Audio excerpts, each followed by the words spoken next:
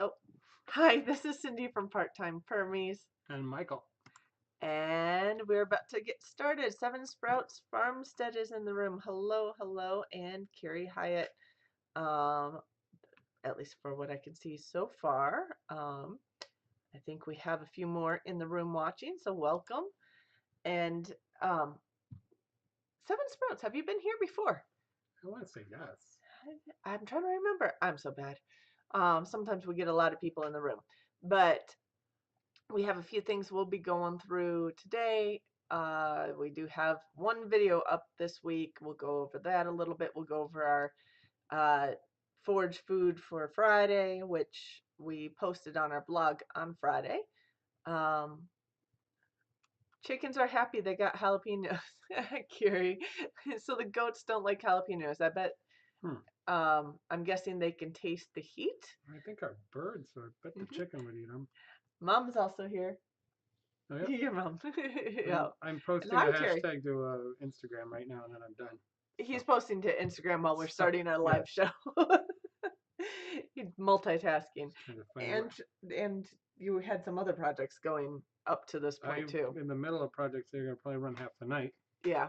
So I got a big presentation tomorrow, and I have 3/4 of the demo done, and I only have half of the demo instructions and half of my lecture for the morning finished. It's all charted out. It's just not, and I got to do the PowerPoint. yep, yeah. So So it's busy, all simple stuff, but yeah, busy. it's gonna take a few hours after all this. All right, Instagram is up. 2 Instagrams just went up. Not to part-time Permies. One tag, they both tagged part-time Permies. One Okay. was my personal, and one was business, but they Okay. both were forage stuff. Okay. Cool.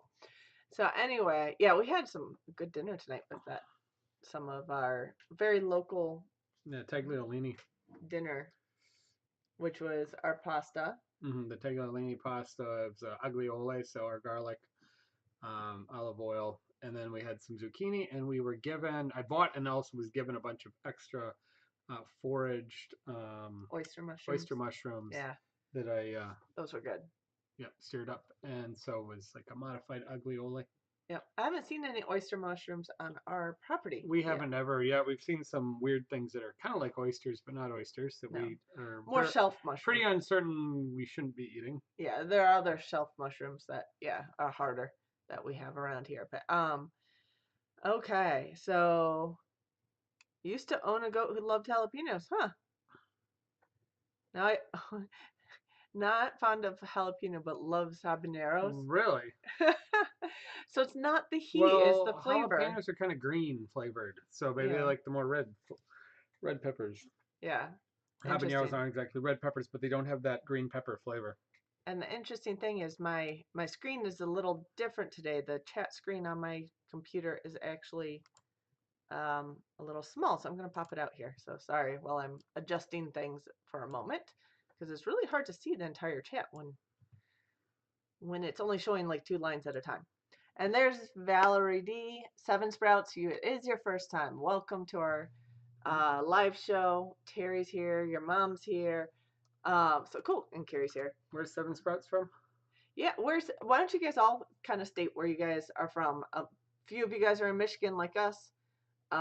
We like to kind of get that out of the way because that kind of gives us a way to know what parts of, well, the world, I shouldn't just say America, but what parts of the world people are at, and if the foraged food that we'll be talking about kind of overlaps, or what seasons we're talking about as well.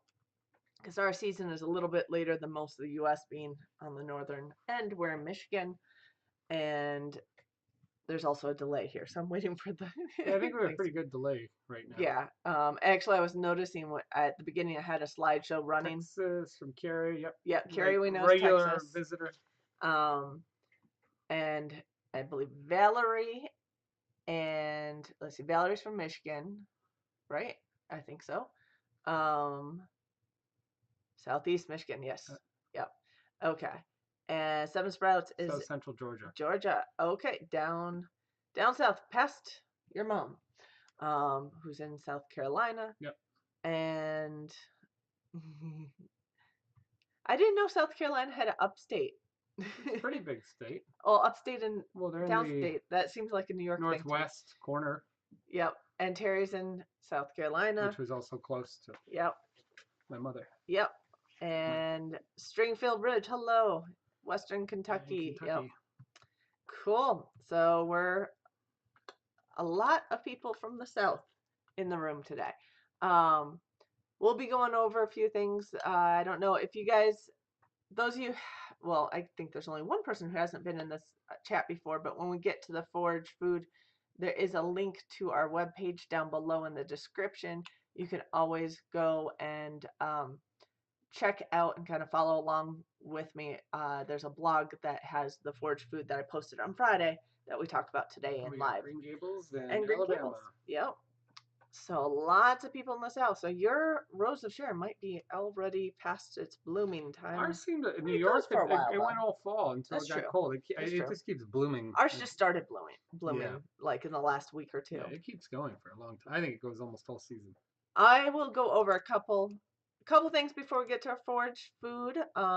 We have a number of people in the room. Of course, with my chat popped out, I can't see how many people are here, but that's all right. So I'm gonna show a local dinner. We had a local dinner today. Mm-hmm. We had one other really quite local dinner this week. My project for tomorrow was a big forage and local food, sort of rarer. But this was a couple nights ago. Lecture. We'll get to your forage lecture. That was Friday, right? That was Friday. That is venison kafta. It's a kafta, yeah, which is like kafta is usually around either like a football shape, or it's spread across a stick. You put it on. It's like a meatloaf that you put on a stick and then you grill it off. So typical of the Middle East, Turkey, all through the Mediterranean, and it's frequently spiced up a whole variety of ways, but it's usually herbed up, so almost like a meatloaf. We put some za'atar in there, and za'atar is a herb blend. It's actually sumac, wild thyme from the Middle East, and what was the sesame? Sesame. And sometimes it can have other things, but usually it has those three items. Yeah. We did stuff on. We talked about za'atar in more detail a number of months ago. Yeah, but not everyone. So it can have a variety of things, but that's the most classic style. So some of that's in there, blended by a Lebanese friend. Yep. And then I put a little pepper flake. It was super, super lean venison, like nearly 100% lean. So I knew it was going to crumble and fall apart on the grill. I put it on our smoker grill. Didn't have many breadcrumbs or other things laying around, so I just cracked a couple eggs into it. It was about a pound or so. Yeah.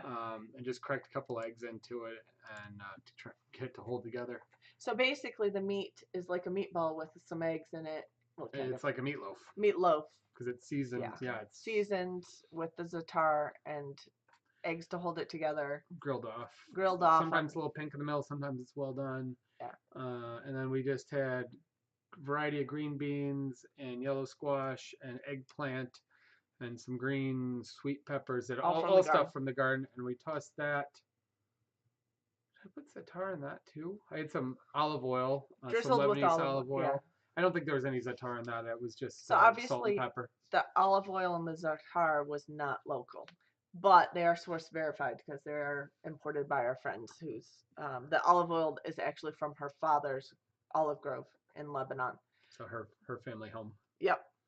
So that was source verified or local, mainly local. Yeah, the venison was nice. The venison was given to us by our neighbor. Yeah. Who really doesn't eat much of it. In fact, I think we've been eating most of his venison. He keeps giving us steaks. It started out as a little trade for some plowing, and then he's like, "You want some more? You want some more? We haven't eaten any." And I'm like, "I don't want to take it from you, but if you're not eating it, we'll put it to use." In fact, I said, if you want to get together, I'll cook some for you. Yeah. It's quite mild. The one he got, it's very nice. It was a pretty good sized dough, but quite mild. So. Yeah, so I'm just going to go through. We have, because a few more people popped in. Pat Booty is from upstate New York. We lived in Westchester for a long time, so. The New York City is called Westchester. Westchester is the beginning of upstate for New York City, but we know that not really. Real upstate's a little ways. A little further up. A little ways further, a good hour north. We lived in, South Westchester, and then we lived in North Westchester for a while. Stringfield Ridge, you said the flowers, the Rose of Sharon are still blooming there. Terry, the lower part of the state here is also in South Carolina, also called the Low Country of. Okay, cool. Yeah, and because you have low Yeah. country style cooking, Yep. as you get down towards Charleston, everything changes food And wise, which is what upstate I in know South about. Carolina means uh, the mountainous areas. Cool. Hillbillies. I don't. The end of the end of the Yeah. Blue Ridge or edge of the Blue Ridge. And then Seven Sprouts, Rose from Wholesome Roots live, about 3 hours away. Oh yeah, absolutely. We watch Rose whenever we can. We try to get in there a lot, or I do at least. You're always busy on Friday nights packing for market. Usually doing stuff for market, Um, yeah. but so cool. I was just making sure we had everything caught up with the comments here. We actually speaking of deer and venison, just this afternoon, It's about 6:30, 7 this o'clock, about evening, 7 o'clock. this is what we saw, and he was closer. I can't see the horns there, but you said I thought there were some small points on there. the From when I the saw it originally, I was the antlers, I cleaning should the say. squash for dinner and rinsing it off, and I looked out the window, and it was actually in the foreground in front of our Yeah. apple trees, just frozen, looking around. About 4 chickens were out. It was quiet, and I think he saw that thing that I was thinking it might be a he, but if it doesn't have horns, I don't know. Yep. I think he was actually just Hanging out. and decided that it was pretty safe and stood there for probably well over a minute, and then went a few behind minutes. Yeah. behind the apple tree Yeah. and stood there for 2 or 3 minutes That's when I got that before picture. going back into the woods. I think possibly eating some of the apple twigs or leaves, or just hanging out. So we have a lot of, we've got a lot of herbs and a lot of wild grasses, and we have some planted grains. And the chickens are out, and we have quite a bit of butterflies and crickets and birds and stuff right now. So it's pretty deer friendly, but it's the first time we've spotted a deer in probably a couple months. I don't know. I'm sure they're almost daily. I just haven't seen one in a while. I'm trying to zoom in on the picture before I move back to it to see if we could see. I'll check on the big screen later whether or not we can see any antlers. It might be a doe. I mean, she's got big ears. I don't see any antlers on him or her, unless they're blending in with the ears. Because I was right up by the house. Yeah, I thought there were some small points. Yeah. Anyway, so hi, that 1870s homestead is in the room. Yes, dinner, Valerie. Yes, although I like watching them too, so I mean, if we like them both. We don't hunt at the moment. We're not opposed. We're not we set love up eating it. We're just not. Yeah. We're not set up to hunt right now. But I would love to have one a year to I'd probably supplement our red meat. Yeah, although I'd probably say let's not hunt right in the backyard. You can hunt back further, but not right in the backyard. I'd rather not scare them away. Although this time of year you can't hunt them anyway. No. Aim, hi, you're traveling to Florida, still down there. Awesome. Cool. And Pat is from Syracuse, so definitely okay. upstate New York. Okay, so people are saying hi to that 1870s homestead. So what's next? Okay, so next, deer in the backyard. I have one other event before we go on to the Foraged Food. Last night's event, which is not permaculture not based. particularly permaculture. No, but anybody like 80s rocks, we got to see Survivor last night in Kalamazoo. They came to annual Rib Fest, 20-something year of Rib Fest, and that was the headline band. Yeah. And so, as many of you know, they had a lot of arena rock hits, with Eye of the Tiger being the biggest thing from the Rocky soundtracks, and from Rocky 3, I think, and such. So we're like, oh, it was $10 to get into Rib Fest. Then of course you got to buy overpriced food. Yeah. But we went to go see them, and they were actually pretty good. I thought they might be terrible. Only one original member, but they actually sounded good, and they looked like they're having a good time. And so it was a short 1 hour set. But yeah, it was pretty good. So that was last night till fairly late. Yeah. Slept for a little bit after market, and then took care of some things, and then headed downtown again. yeah, so that was cool. I was there's not many. I mean, there's a couple people from the original band in One, it. One, one person the has been there, I think, guitarist. the whole time since 1978, and then the guy in that picture, and Yep. then I think the bass player has been in and out of the band for the vast majority of the time, Yep. like 20 years of it. And then they have their lead singer right now is a young guy who's playing his 20s, and he's Probably pretty. was not even alive when they No, no, wrote the definitely not. music. So the original singer died a year or two ago, Yeah. and he had been in and out of the band. But so yeah, it was kind of fun. Yeah. It was a little bit of a moderately older crowd, but people definitely got It was into fun. it at the Yeah. end, and yeah, they did a nice job. So that's not anything we normally talk about, but it was fun last night, so I figured I'd throw it Got in some there. ribs that were pretty good from a Kansas No, City, Kansas City. barbecue place, which was pretty good. Yeah. They're kind of a traveling road show of silliness when they do the Rib Fest. Always, my personal opinion is the ribs are okay, but they're not really their good competition ribs or other items, and they kind of just slash and burn. Like all the coleslaw is just dumped out bulk with the pre-made gallons of dressing, and the cornbread's frozen, and they just don't.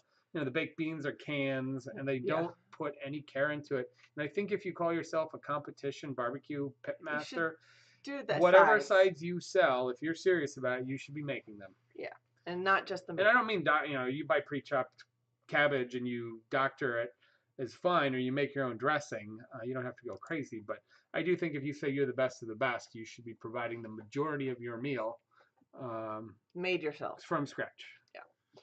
So anyway, but that's my personal opinion. Being a scratch cooking chef, that's that would be unexcusable in my field to say you have a top restaurant. Not that we don't buy some things and do add things, but that the vast majority, if not everything, is scratch made. Yeah. But the ribs were decent.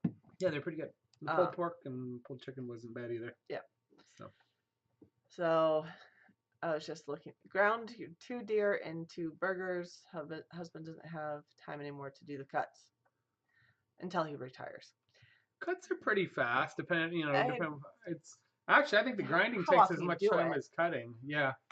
But ground is definitely an important part of full utilization and collecting. And I think a lot of people just take the loins out and they do grind everything, which I like. Stew meat. You can do so much with stew meat. Yeah. But you always need some grind because there's nothing like making some summer sausage or making some burgers or chili or whatever.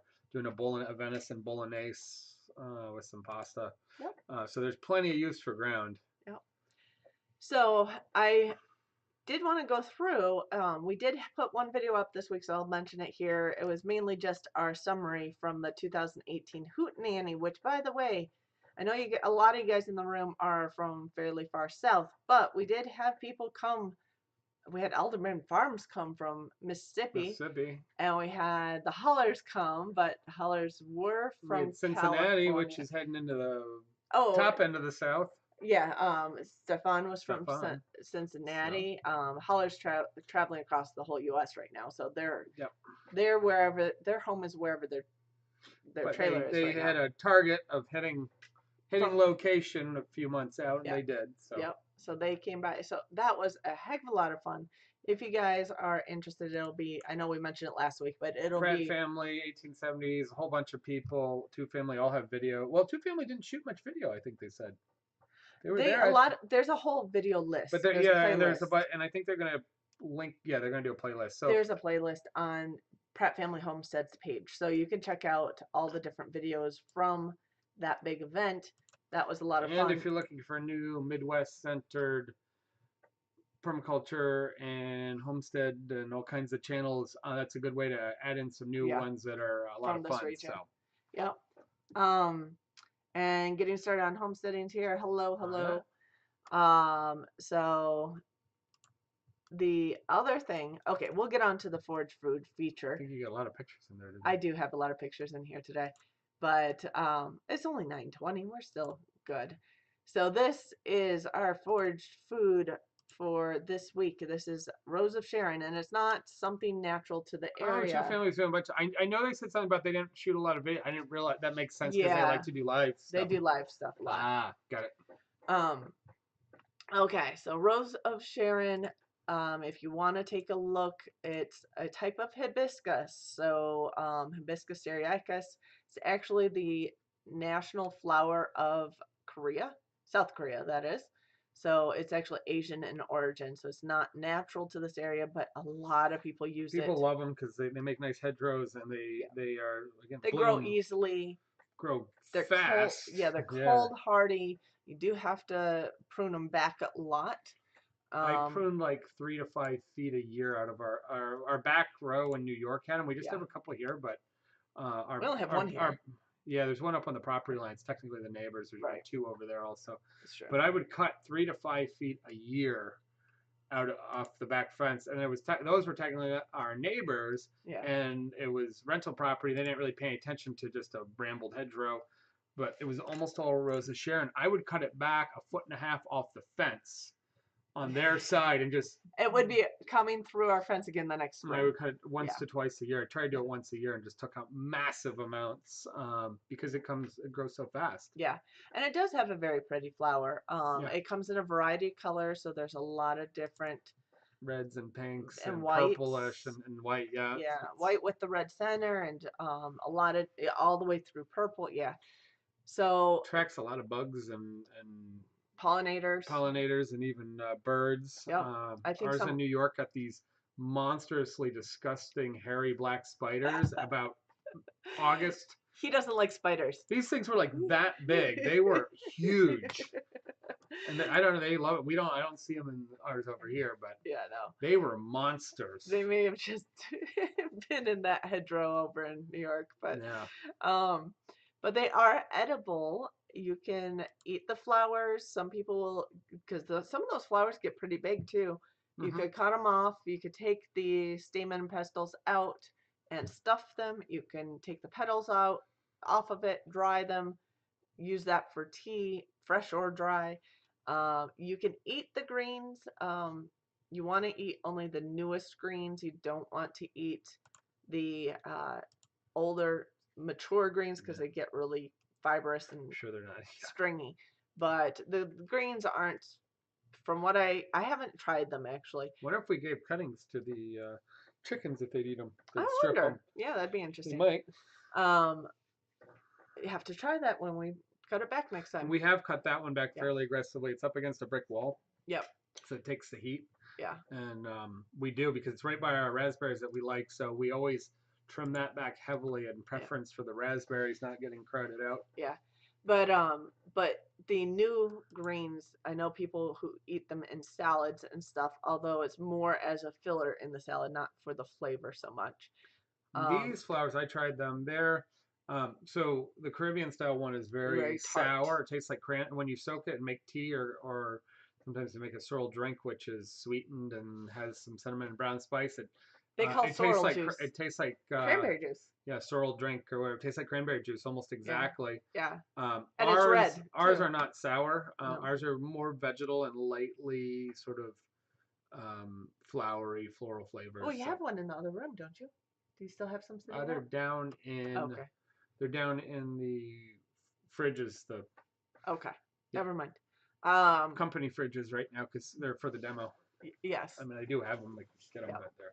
So a lot of people will use it mainly for tea, and that often is the tropical variety, not the Rose of Sharon. But you can make the Rose of Sharon one into tea as well. Probably won't have quite the strong tart flavor, although it could concentrate a They little tend bit. to dry them out. Yeah. First, and so then and then you Concentrate it. re-steep them in water. But you can stuff them like you can stuff squash blossoms as well and make hors d'oeuvres out of those. So, which is kind of fun because it's a bright pink or purple or white flower that's pretty big. It has its traditional medicinal uses as well. It lowers blood pressure, or has been used for that, used for diabetes, used for as a diuretic, lowering cholesterol, for weight loss. A lot of those things If go that's all together. you ate, I would see how you could lose weight because there's not a lot of calories there. I don't think that's what they meant. I think as a tea. Okay. If you stay foliage, it Yes. kind of works. Yeah, if you eat salads all the time, you might have some of those effects too. Um, but most, and I did verify some with studies. Some of the studies have at least partially verified some of these things, like it lowers blood pressure and lowers sugar levels. But most of those studies were actually on the tropical type of hibiscus, the one that's often used as sorrel tea. If you're talking to Jamaicans, they call it or sorrel juice, Sorrel drink. sorrel drink. I think it was Trinidad they call it sorrel juice. Um, but the hibiscus sabdarifa, I think, is the one they have down there that they use more often. That's a lot more tart. But I would assume it probably is very similar effects. Whether it's as strong or not Did that might link depend. go up? The Our yeah, link. yes, the link to the webpage, by the way, that lists all this is down in the description. So yeah, it's up. Yeah. It was posted on Friday. No, I know. Did it get hot linked in the Oh discussion? yes, in the description. So one thing that you have to watch though is if you're already on blood pressure medication or on medication for diabetes, you want to make sure you don't bottom out your sugar levels or your blood pressure because you'd be adding effects to that. And women who are pregnant should not eat or drink hibiscus because it's known to increase the rate of miscarriage. So there are a couple things. There are a couple other uses of it as dyes or cordage for the bark or some of the fibers from the branches. They've used it for that. So a number of uses there. Kind of interesting. I had never eaten or tried the ones that are the northern ones. We have had this sorrel drink down in Trinidad when we were there, and some when we were back, we bought some, and that was very nice. I think it's eaten pretty heavily. The drink and the teas through the Mideast and yeah, Africa. It's you buy big bags of it, dehydrated. We'll have to ask Nabi if they eat it there too. In Probably. South They Korea. eat everything there. They do eat. They forage a lot. Anything that's tasty and edible and forageable, at least Yeah. when you're in the country, Yeah. is highly desirable. I'm sure they eat it. Anyway, so that is this week's foraged food with some edible properties and medicinal properties to it. So anybody tried the roses of Sharon that they might have in their yard? I believe the different types and the different varieties probably do have slightly different flavors, and what some are probably stronger than others. But let me know if you tried it. I did try one of the flowers here, and it was definitely a lot milder than. It was mild, and it was barely tart. I think if you dried it, yeah, make it was tea, lightly floral, and it was lightly. It wasn't, it was mild all the way around, and was not offensive at all. Some forage things that people can't eat or even like to eat are kind of yuck. Even though they go, oh, we can eat them. Yeah, right. I don't know who does or why they do it unless it's desperation. Yeah. These are pretty decent. I could definitely see. I'm going to use stuffing them. Probably would be nice. Well, stuffing would definitely work. Yeah. Whatever you're putting in it, yeah. And that usually involves sautéing or more often frying them. So. Thank you, that 1870s homestead. Yes, we are on Instagram too, and often post some pictures and updates there that we don't always have time to make a video about. Getting started on homesteading, wife is type 1, and this is not for them. Yeah, no. I'd be careful with a lot of it, at least. Yeah. Just be aware that it affects. Basically, you'd be adding to the sugar. Basically, you'd be adding to the effect of the medication, and you don't want to go too far and have sugars bottom out. If someone's on a medication for diabetes and drinking sorrel tea, that'd probably be a bad combination because it would have a stronger effect on the sugar levels, rather than. Aim High is heading out, getting some bad signal. Okay, have a good night. Aim High. We'll stick around here, you guys. But yes, storm passing over. That does affect us sometimes too. Occasionally, yeah. We found out our microwave is screwing up our Wi-Fi. Yeah, so never use the microwave while I'm on a live stream. There's a rule on that now. Yeah. Oh man, the mosquitoes are out in our house, not in our house, in our yard, and last time I went out got bitten up. Lois Ann's in. I don't know if I Hi, Lois Ann. Earlier. Yeah, I don't know if I saw you either. I don't even know how many people are in the room. I guess I could check that. But yeah, so we have the foraged food. Did anyone say whether or not they tried Rose of Sharon before? It's funny because as I decided to do this one for this week, of course, I'm seeing it in everybody's yards because it's all in bloom Well, right now. yeah, we're just at the start, but it'll Yeah. yeah, Yeah. hot midsummer, and it's ready to go. Yeah. And I only have one foraging book that has it in it, but it's probably because it's not native. It's native to Asia, not here. So yeah. Anyway, so that's that. Unless you guys have questions about the Rose of Sharon, it's mainly I like it as a tea, and I might have to try some of the leaves and dry So in them the out. Caribbean, they use it as a cold drink, almost like an iced tea. Yeah. But they put cinnamon and sometimes clove or allspice. They make it like a spiced wine. Yeah. And they sometimes serve it warm around the holidays, but they also serve like it as a iced cold tea. drink. And you can buy a concentrate. Unfortunately, the concentrate, you don't really know what's in there and how much is hibiscus and how much is dye. And they tend to sugar it up very, very heavily, although it's nice as a tart tea. But it could be really sweet. So there's some commercial drinks that are. Yeah, I made vinegar from it for hair rinse. It would make a very nice vinegar. Yeah. Regardless of using it in your hair, it would. Yeah, it probably would make a nice vinegar in general. And I have heard of some other uses like that when I was kind of glancing online at some of the uses, but some people will use the roots also for tea and things, or the leaves for tea, but mostly it's the flowers. So yeah, but the roots are also very fibrous, so it's hard to eat those. Anyway, so that. I'm trying to see if there was anything else I missed. I don't think so. Okay, got it. I do have a few other pictures. Oh, I didn't have much else other than your project. Do you want to talk about your project? Go through your pictures. Okay. Well, today I cleaned out the pools, so since people like to have Lucky updates, and I haven't really done a video on Lucky recently. This was Lucky's reaction to a clean pool.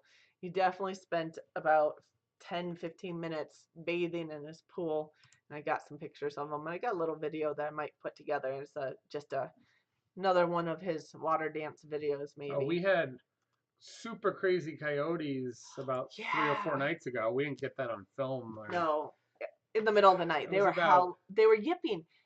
Yeah, it was about 2 or 3 in the morning on, was that Thursday night? I think it was like Tuesday night, because I want to say it was before I had to go into work early. Yeah, I think it was. It was Tuesday night. Yeah. Woke up about 2 o'clock, and they make yipping noises, and they make less howling, but they tend to make a lot of yipping and barky, but super crazy like yipping. puppy type pitch. Yeah. Well, we're used to having giant dogs which have that deep bark, but yeah, we had coyotes in the back, and both the geese were out. We had the electric poultry net around them. We're a little concerned. We didn't hear the geese at all. I jumped right out of bed because it was right on top of. If we hear them in the neighbors and in the backwoods, this was coming through the backwoods, and if it wasn't right on the chicken pen, on fences, it was really close, super close. So I flick the lights on and off sometimes. Yeah. Tends to have them run away because I don't have a shotgun or anything to. I couldn't do much with that either, other than just make a loud noise. Yeah, right. But they tend to run away when they see the lights flick on. Yeah. So but they were yipping and yipping and yipping, and probably 2 or 3 of them maybe. They were going nuts. And I went out to check on them. It must not have been Wednesday, because I checked on them the next morning. Tuesday night, I mean. And I checked on them the next morning, and because I was a little concerned, because Gus stays out all night. He didn't make a single noise. We didn't hear any geese either in attack or being attacked or defending. So they were quiet. So we were pretty sure we weren't going to go out there in the middle of the night, but we were pretty sure that they were okay, because the geese are loud enough. If they got attacked, they would make a noise. They would make noise somewhere along the process. Unless they got caught really off guard, but no, they would make a noise. So went out in the morning, and they were fine. They hadn't gotten through the fence. There was no fence down or anything. I'm wondering if they just actually sniffed the fence and got shocked. That's what with all that yipping, it could have very easily put a nose or to the fence. I think it got a little zap. And then the flicking of lights, they may have already been taken off. Yeah. House dog went through a window screen. Yeah, We used to have a we've dog that went through a lot of screens. one of our old dogs did go through one of our screens once or twice, but they can't see it sometimes. They get so dark sometimes they can't even see it, or they Our get so dogs ran excited. into the door screens a couple of times.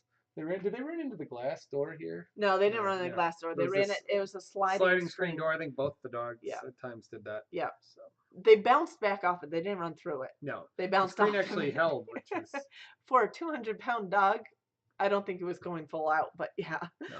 He was Um, turned around and wasn't real happy about not making it out either.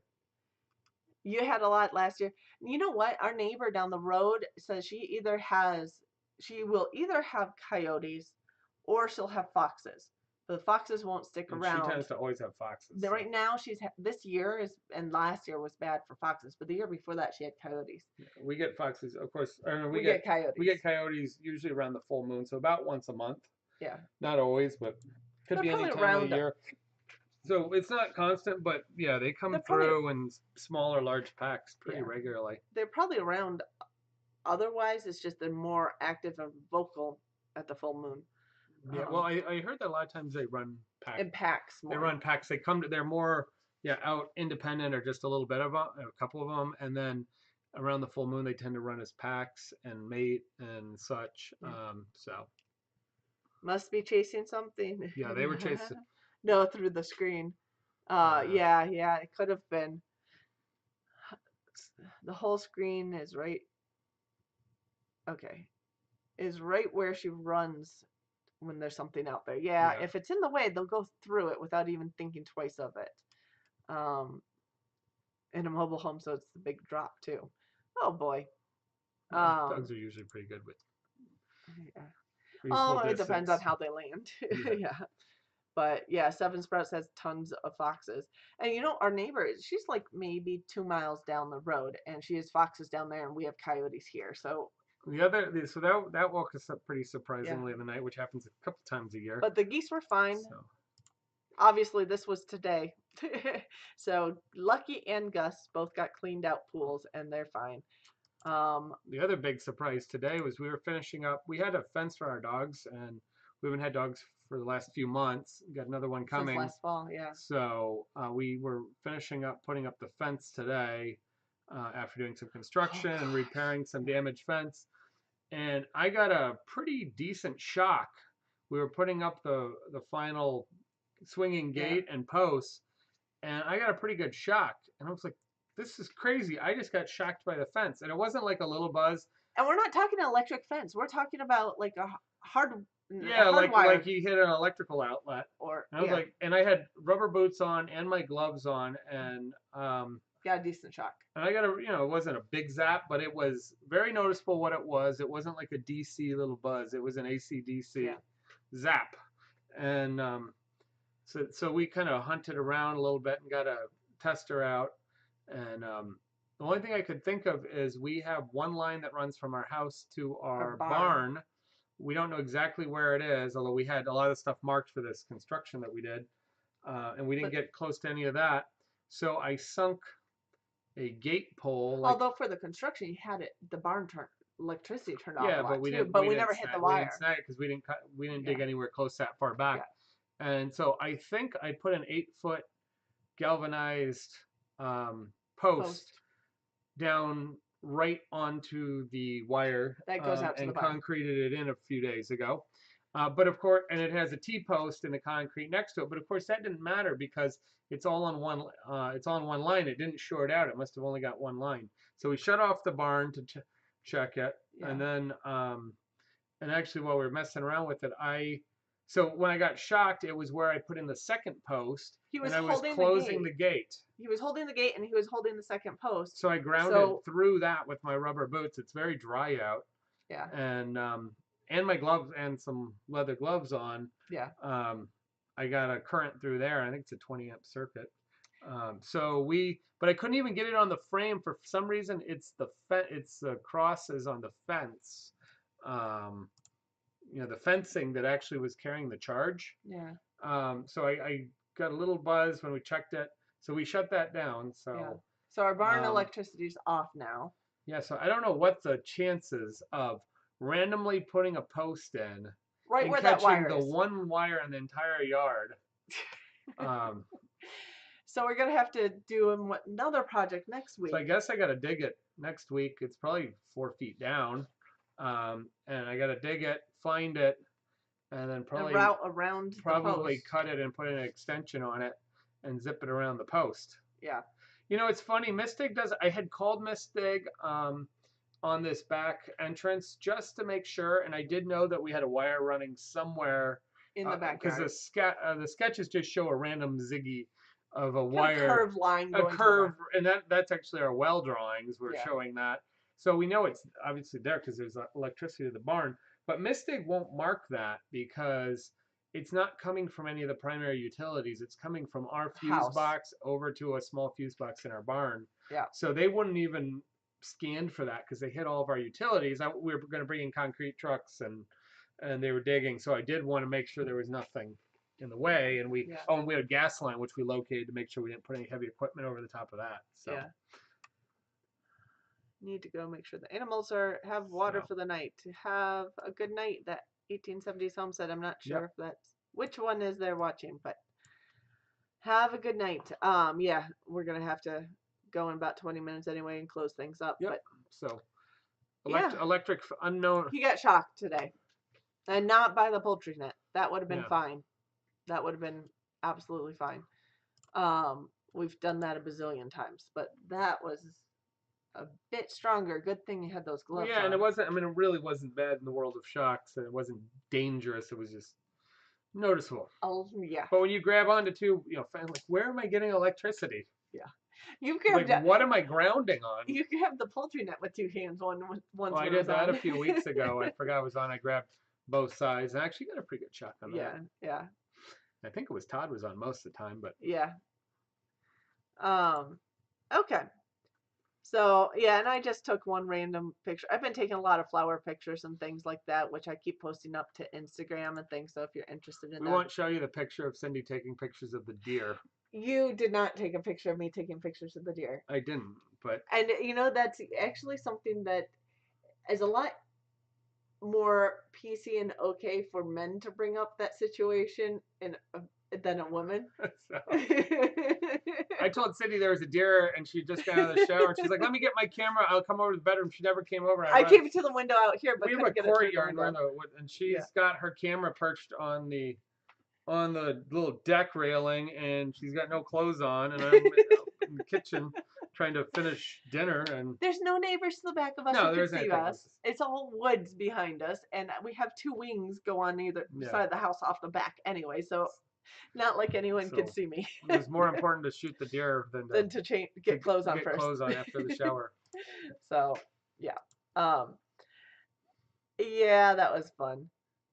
Oh, thanks, Lois Ann. I actually that deer picture happened when I was just after the shower, and then we had really trying to eat dinner. Had dinner, and then had the Rhodes live show, which is a premium member live show to do, and then our live show right after that. So my hair's down because it was drying out. I usually do have my hair up when I'm home.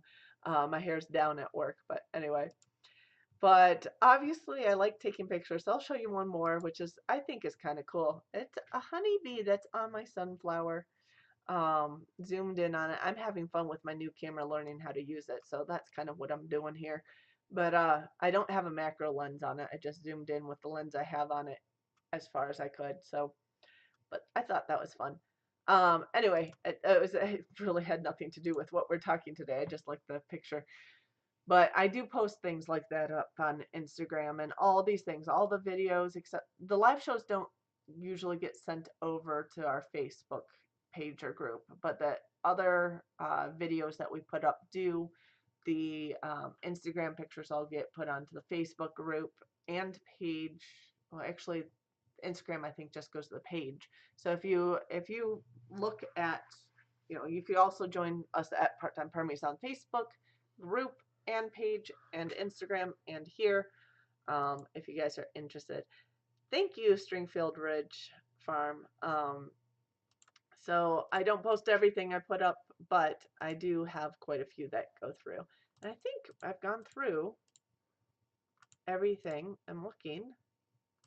Yeah. I think we've gone through everything, and it's only 9:45 at night. Um, so did you want to go through what forage things you're going to be Oh, I got a presenting on? lot of stuff.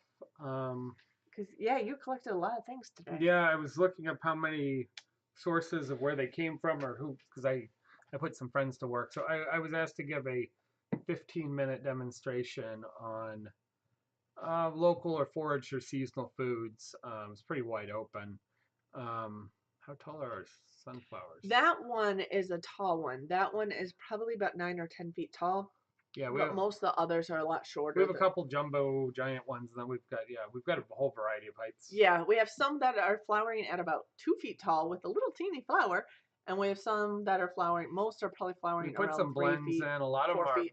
are commercial black Yeah, seed left over from the birds being in there, yeah, and so they're just replanted black oil seeds. yeah. And then we have some giant ones which are part of some seed packs. That's cool. Yeah. Well, this one that I took the picture of has a nice big head. Now it has like about a half dozen flower heads opened up, but I definitely can't reach the top of it. I'm probably a foot and a half off from being able to reach it. And I can reach an 8 foot ceiling if I'm standing on my tippy toes. So I'd say it's probably about, yeah, 9.5, 10 feet maybe. It was a chicken planted sunflower. It was in the chicken where one of our chicken runs was last year. So I'm assuming that was a chicken planted sunflower, which is awesome. It grew very huge, but Well, it's I had also some, fertilized. yeah, I had some sunflowers in some of the blend flowers that I Yeah, spread around the perimeter too. yeah, yeah. But that was actually in that run. I'm Okay, assuming that was actually yeah. chicken planted, but also very well fertilized because we also had compost in there with the chickens. So it did pretty darn well. But yeah, 11 foot. I've seen people who have 11 foot or 12 foot um, sunflowers, the giant ones. Those are really cool, especially when you get a whole row of them. That's a lot of fun. Um, so, but what were you foraging? Sorry, Well, what I were you? didn't forage much. I pulled some edible flowers and herbs and garnishable flowers from some hibiscus and some what else do we have? Some basil flowers, some borage flowers. Um, Some of those we planted. Uh, yeah, some of the stuff we planted, but I had requested nabi Amaranth. amaranth flowers. Yep. Yeah, they're going to seed right now. Yep. Um, so I requested from Navi some items to show. Happened to get, which wasn't fully part of it. I got my hands on a whole bunch of oyster mushrooms. They had an overabundance. I was actually Yeah. given a lot on top of some I purchased. So I have some pickled oyster mushrooms I just pickled. I asked for gooseberries. And I was told there weren't any because they're next to the chickens, and the chickens ate them all Yeah. at their farm. And that's not really what I actually wanted. I wanted Cape gooseberries or ground cherries. And then I'm looking at their table on Thursday, and I'm like, well, she's got after they're set Got up. them I'm all like, they're there. sitting right there. Well, why did she tell me she doesn't have any? So I Yeah. bought some, and then And on there's also wild Saturday I had gooseberries. so the main item I wanted to work Yeah. with was some purslane and some of the wild greens blends um, of just available things that are foraged. So I got some of that, and along with it came a container of the purple gooseberries. And at first I thought they were currants because they did have currants, but they're almost finished. Yeah. And then I realized that, of course, they're gooseberries because they have a little tail on them. And so I bought those things I had requested in the gooseberries. Huh? And I just made a gastrique with those, actually right before the show. So I made pickled, sweet and sour pickled oysters, a couple chicken mushrooms in there, little petals and pieces. Then I made the gooseberry gastrique with cider vinegar. And so gastrique is a sweet and sour sugar or caramel. And then I got some stinging nettle chive cheese from a local cheese seller who gets it out of Wisconsin, but they do the aging on it. Yep. And yeah, the herbs, the greens, the flowers. Yeah. I have some Beans growing I have with the some I have sunflowers. some sesame leaves, Yeah. which are similar to shisho, and they're related to mint, so they have a little mentholy cooling flavor. I didn't know sesame was related to mint in the Yeah, mint it's called family.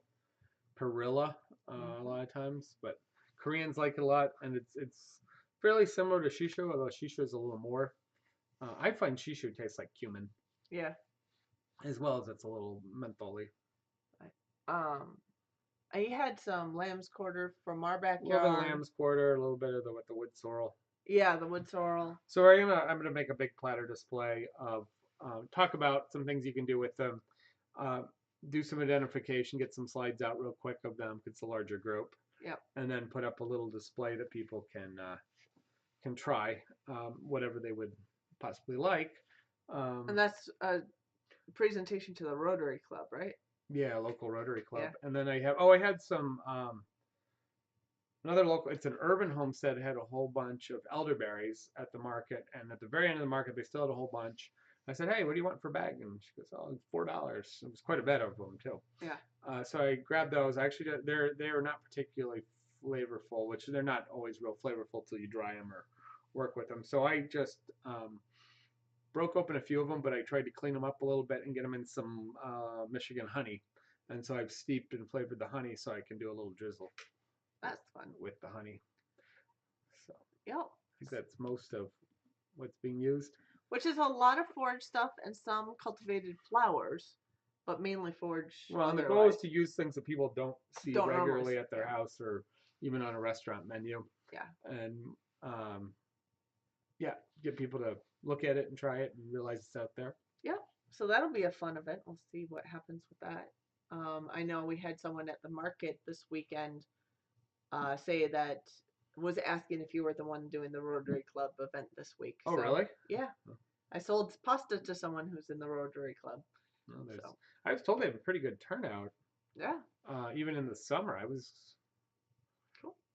75, 80 people I was told to be ready for. So that's a pretty good regular Monday Yeah, luncheon meeting. So there are a number of people cross subbing. That's kind of cool in the background here of our chat. mhm. Um, so I actually checked Seven Sprouts Farms that I checked That, and I'm already subbed to you. So could we term that hybridizing? hybridizing. Are we cross hybridizing or cross Are subbing? they No. Um, but anyway, so I'm out of topics and it's like 5 minutes to 10. So I Well, think if anybody's got anything, yeah, unless anyone has any other fun questions or topics. A lot of the things you were just mentioning are previous features on our blog, so you might want to check some of those out if you're we interested. don't have elderberries, so that has not been. We do. We just planted elderberries. I actually checked on the plants today. Something's eating the tips of them a little bit. I hope there's not deer eating those. The even the pawpaw that I planted looks Well, slightly eaten. you can put that's what the Yeah, the fencing around it. fencing is for. It's not horribly eaten, but I didn't have any for those. Yeah, you should fence them. Yeah, Especially as it gets colder in winter, though. But it's been, as we talked about last week, it's very dry across a lot of the country. The middle of the state, much of the state, is extremely dry. Although they did get some rain, got 3 inches of rain downpour in the Detroit area early in the week, and we've had little amounts of rain off and on. It's still dry, and it hasn't been a lot of volume, but we're kind of greenish in our yard. A lot of the neighbors are not, but because of the way we've set things up in our tree cover, we're not looking that bad. yeah, no. And actually We've watered a little bit this week, but only yeah, like one day. yeah, actually our garden by our tomatoes about halfway through, probably not at this point, but about halfway through our drought, still had mushrooms growing underneath our like watermelons and tomato area because that is so tightly planted that one, it competes out a lot of the weeds, but it also keeps things moist on the ground. So Speaking of melons, there's nice melons coming out of Decatur right now. hmm, They had some big musk melons. They're almost overripe, big country style ones selling at the market. A bunch of them are coming from Decatur. I'm like, wow, it seemed a little just a touch early for our area, but we have had the heat. we have some small. And they're finishing out, and I was given a big chunk on Thursday. They had some Yeah. cut open with a vendor across, and he does things from all over. He's more of a produce vendor. Yeah. I said, "Are these from Michigan?" Because I was surprised, and he goes, "Yeah, they're from Decatur, but they were pretty good, and they were sweet, and they were yeah." Yeah. They were definitely good. Our watermelons are small varieties, so they might be close too. So we should probably check on Yeah. them. But people are starting to say good night. Good Yep. night, you guys. For those on their way out, gotta give a goat injection before the sun goes down. Hmm. Isn't the sun already down? Well, she's in Texas, so That's West true. Texas, That's so true. she's probably You're got, on a different she's time got zone. another hour. Our sun went down probably 20 minutes ago. We need to make sure some chickens made it out of the new fencing. Yeah, because they were in the fenced-in yard, but can get under So the we had gates. we had it all. Cindy had it all fenced in for our two dogs when we got here. She Yeah. got here, and then I had this stairwell put in the back, So we had to move the and fence. so I had to make a little zig around that, and then I put in a gate so we can pass through there relatively easily, and then we put a 10-foot cattle fence in, or Gate. cattle gate, Yeah. because we can get the tractor through, but the trailer really didn't fit through the fence, and we wanted to be able to. I want to be able to bring vehicle in there to load or unload when I have a lot of stuff for my business. So we put in a 10-foot cattle fence, and then we covered that over with more fencing, and we had fencing that was damaged from the dogs. Fencing opened up from the renovations. Yeah. So we put all that back together and rolled about almost 100, good 100. About 100 feet of fence. A lot of the T-posts were still there, or we reused all the T-posts. Yeah. But yeah, we put in about 100 feet of fence, plus over the last Tuesday and then today. And then 2 gates. We anchored, dug post holes, anchored the concrete, and set both the new gates. So. Yep. So we're ready for a dog. Which next live stream we do, we might have a dog butting in the background. Yep. So you guys have to stay tuned for our new pup. Actually, it's not that young. It'll be 2 years old, I think. So mostly trained, I think, or pretty well trained.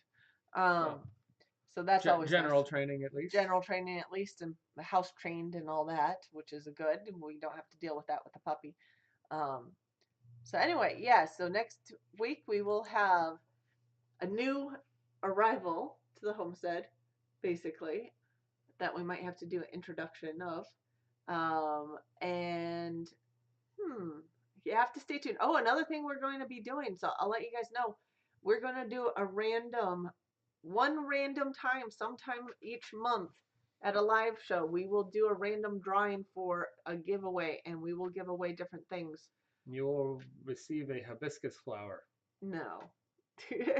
We are not doing that this week. Obviously, it's almost 10 o'clock.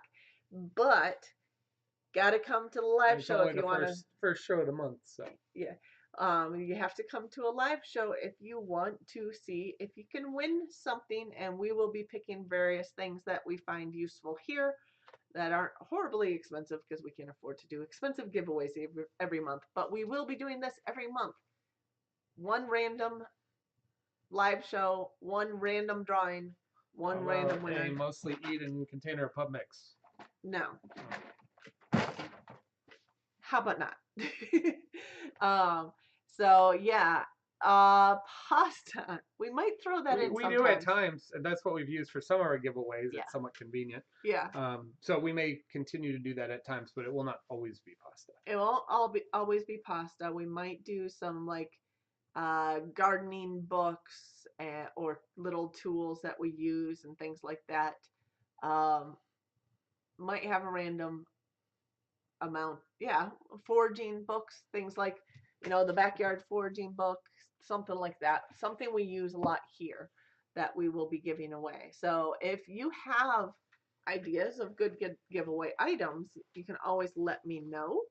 And I will consider doing those. But it'll be different each month, and it'll be a different week each month, and it'll be a different person each month. If you've won, I would say in the last 4 months, if you won in the last 4 months, you can't win again until the 5th month comes around again. So we'll have to keep a list of who wins. Yeah, keep it running. Yeah, that's easy enough. So yes, come join us every week, Sunday night, 9 p.m. Eastern Standard Time, and see if we'll be doing the giveaway along with our live show. So that'll be a new thing for us. But it was so fun to do with our last giveaway that we decided to do it every once in a while instead of just when we hit big milestones. We'll still do a big milestone one, probably when we hit 1,500. Yeah, probably. That sounds That good. yeah, that would be a good milestone, I think. Anyway, I'm glad you'll be here, Seven Sprouts. You might have to win. You might get a chance to win something. And we might be able to do a choice between the book and pasta at times. I don't know. Yeah. We'll have to play with that prize idea. But anyway, we should probably go because I have to close up the chickens and turn off a sprinkler that's on the garden still. Oh, yeah. I turned it on just before our show. Um, so I will say goodnight. We will be here next week with a new dog who will probably butt into the show. I would be surprised if she doesn't. Probably. And we'll see if the cat goes into hiding. Anyway, have a good night, you guys. If you don't mind, thumbs up on the way out. That would be very helpful to our channel. Good night, Valerie. Good night, everybody. Yep. Let Good me night. hit the stop streaming. Good night.